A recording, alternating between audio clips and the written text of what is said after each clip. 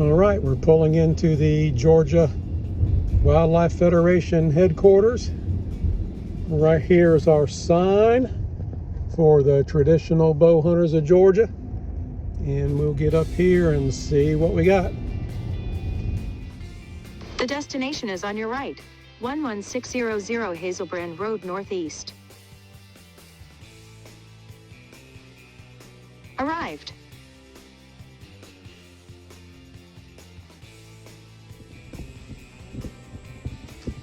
All right, we've made it to the main entrance.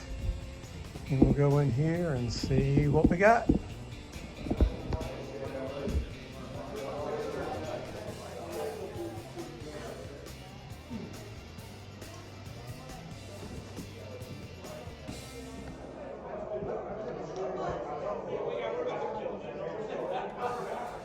How's it going, Todd?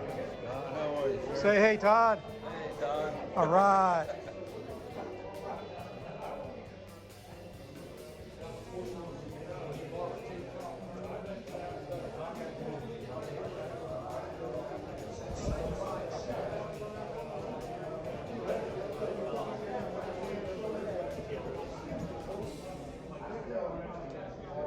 I'm very excited to be here with my good buddy Buck Ernst. Buck? Scott? Good to see you, buddy. Yes, sir. Buck is the Central Zone rep, and I know he's got a hunt coming up. You got dates for that hunt? I do. So we have 2 hunts a year in the Central Zone. We have a fall and a spring. And this fall we're going to be at a combination of the Okmulgee WMA and Okie Woods WMA, which are both just outside of Warner Robins, Georgia. The Okmulgee River runs back right down the middle between them. So we've got, between the 2 WMAs, we've got almost 18,000 acres that we can bow hunt. And that is going to be the 4th weekend in September. So the hunt will start on Thursday, September 23rd, and run through the Sunday, the 26th. Look forward, wish everybody to come out. I'm anticipating, based on the feedback I've got right now, we should have somewhere around 20 guys with trad bows on public land chasing pig and deer. And it's got a lot of pig and deer there. You can't beat that. Yes, sir. All right, guys, you heard the man. Check it out. Look up the Traditional Bow Hunters of Georgia on Facebook, Instagram. Follow us, get the schedules. Come and join us on a hunt. Thank y'all.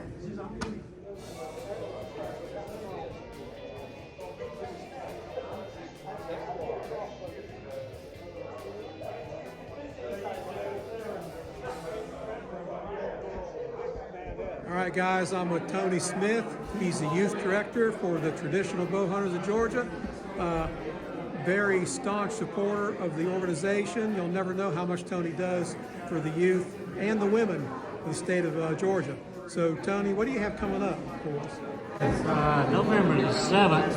We have an event at Charlie Elliott Wildlife Center. It's the 2nd or 3rd time we've done this. It's an annual thing they do called VOW, Becoming an Outdoors Woman. We'll be teaching the basics of bow hunting, as well as traditional shooting. It's a great event. They teach ladies how to skin a deer, cut them up, cook in Dutch ovens, all kind of outdoor activities. They really enjoy our shooting from the bows and whatever tips we can give them. A lot of them want to get into hunting as well. So that's at the, where's the location? Charlie Elliott Wildlife Center. And the date? November the 7th. November the 7th. Okay, folks, check out the Traditional Bow Hunters of Georgia on Facebook. You'll see the information for this event. Follow through and come join us. Thank you, sir. I appreciate it. Thank you. Okay.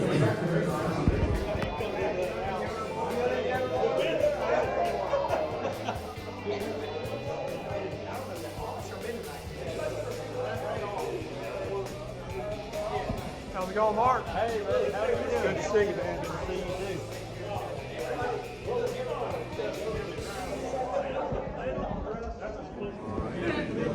All right, folks, I got Denny Cromer. He's the Southern Zone rep for the Traditional Bow Hunters of Georgia. Denny, great to meet you as always. We cross paths at the events. It's hard to get together one-on-one a lot, but what do we have going on this year for the Traditional Bow Hunters of Georgia? All right, like I said, my name is Denny Cromer. I am the Southern Zone rep for the Traditional Bow Hunters of Georgia. I've been serving in that capacity for probably about 8 years now, 6 or 8 to lose track. But we have hunts all throughout the year. We have shoots all throughout the year at different times. They're a bunch of fun. We'd love to have you there. Check our Instagram and Facebook and our website, tradbogeorgia.com. All our information's on there. You can get in touch with any of the officers from your zone, and we'd be glad to talk to you, and we'd be even more glad to see you. Thank you, Denny. All right. We're looking forward to it. We'll get out there and chase them. Yes, thank you. I'm very excited to meet Bryan Burkhardt. Hey Scott, nice to meet you. Bryan, how's it going? And Bryan's going to be our speaker tonight. And Bryan, you're going to speak about? Well, I'm going to speak about my favorite subject, which is moose hunting. And I go to Alaska every year moose hunting. I actually leave in 6 days, and it will be my 14th consecutive year moose hunting. And I go do it yourself. So always have an adventure. I don't know what it is about moose that's captivated me, but it's in my blood, and I need to go every year.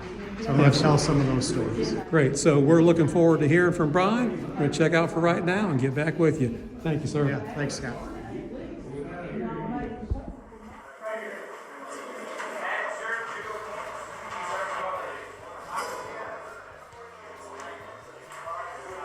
Safari's up quiver. Who's that truck of hunt this year? So yep, we're talking to the donating equipment. Number 14. God good.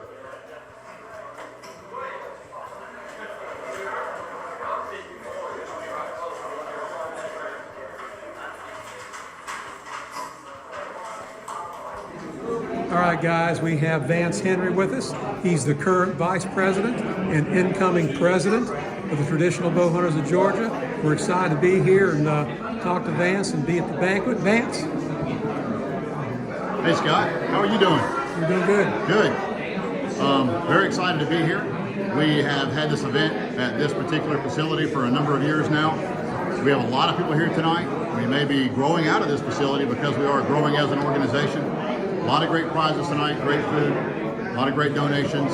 Looking forward to a fantastic evening. Great. Thanks, Vance. Yes, sir. I know you do a great job. Yeah, thank you. He thinks I need that microphone. Y'all know better, right? Okay. I got the righty. The recipient of this year's right-hand spirit bow is a man who has dedicated many years to TBG in various capacities. He has served several terms as an officer. And he's worked for you. And he's worked for me. And I appreciate him. And you also should appreciate him. I'm sure you do. Todd Cook, come forward.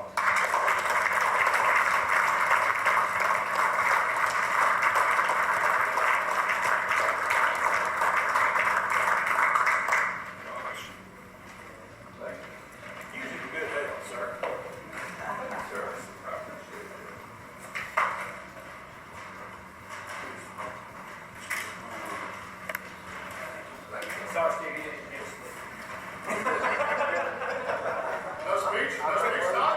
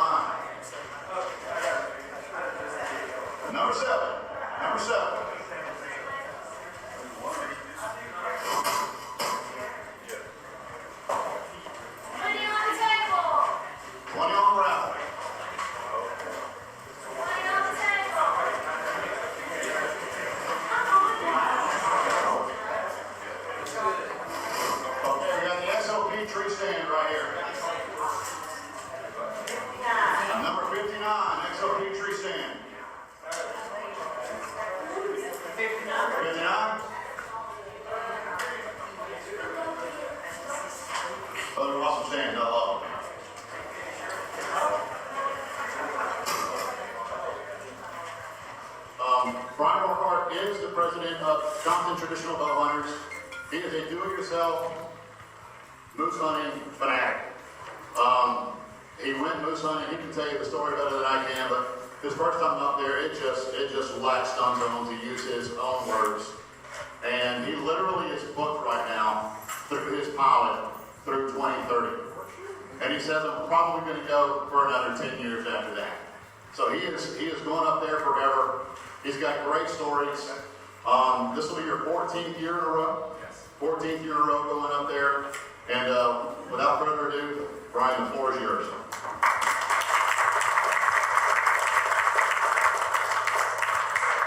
Thank you, Vance. And hey, it's a real pleasure to be here tonight. And I want to first thank Vance and Krista for putting up with me the last couple of days. So we had a great time. The one thing I told Vance is I said, I'm leaving for Alaska in 8 days. Please don't let me get chiggers. I'm from Michigan. We don't have chiggers there. I used to live in Tennessee for 5.5 years. I got them there. Don't want them again. But we were safe, so thank you very much. So, like Vance said, I love moose hunting, and I've been hunting with a traditional bow for over 45 years. And I've been blessed to hunt from the Arctic to Africa and a lot of places in between. But something about Alaska has gotten in my blood, and it won't let go. And hunting moose is what I really enjoy. And to use Vance's words, I am a moose fanatic, and I'm proud of it. So anyway, tonight I want to just share with you some of my adventures, some of my stories, and hopefully you'll get a kick out of it. All right, so 2016, I'll just let the video tell the story, but I was charged by a bull as a headline, but I'll let the video do the talking here again. This bull just chased off a smaller bull. He's got a cow he's protecting, but I've seen him there the last 3 nights, and he hangs in that area. That's why they go into stock. So this bull was over a mile away, and if you've ever hunted moose, packing one out over a mile is not a fun job. Yeah, but I told Monty was hunting with me this year, and I told him, I keep seeing this bull come out, and I see him chase off other smaller bulls, and then he'll just lay down and watch this cow. And I said, I think I can get it in there, because trying to make a stalk a mile away in the valley is not real easy, but there was a little water inlet that kind of went on an angle right to this open area, so I could just follow that inlet, and then when it got open, start looking for the bull, and that's what I did. And I was walking, I started to get to the open area, and I look, and all of a sudden I see a moose. And it's a paddlehorn. And I'm like, where the heck is that big bull? And then I saw a cow. I'm like, there's no way that big bull would let that paddlehorn take his cow away. And so I crested this little knoll, and all of a sudden I see this big bull just standing, or laying there with his palms like this. So I grabbed my fake antler, I knocked an arrow, and I just started going at the bull, just going. That got his attention. He got up pretty quickly and just started rocking his antlers and walking toward me. The little forkhorn ran off. The cows sitting there saying, all right, what's going on? I'm going to watch this. And all of a sudden, we started doing that dance where I'm trying to get broadside. He always is trying to head me off. And he starts coming closer and closer. And at 20 yards, he just went, and ran right at me. It looked like a high-speed bulldozer. And literally what went through my mind is, you're dead, man. It's over. You wrote your last ticket. And then he stopped, and he started rocking again, and he rocked enough, and I shot him in the chest. And all of a sudden, he just charged again, and he got about 10 yards away, and then all of a sudden, you could see the arrow was doing its job, and he ran off and died about 9 yards away. Wow. Well, Monty and I walked out this morning, and Monty walked right up on this dude.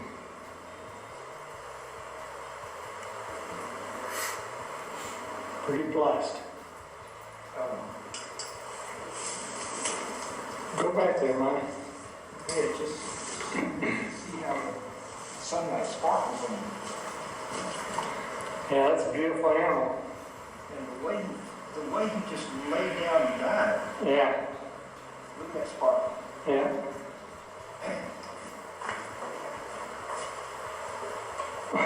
Oh, he's got a little drop point out here. Does he? Yeah, look at that sparkle.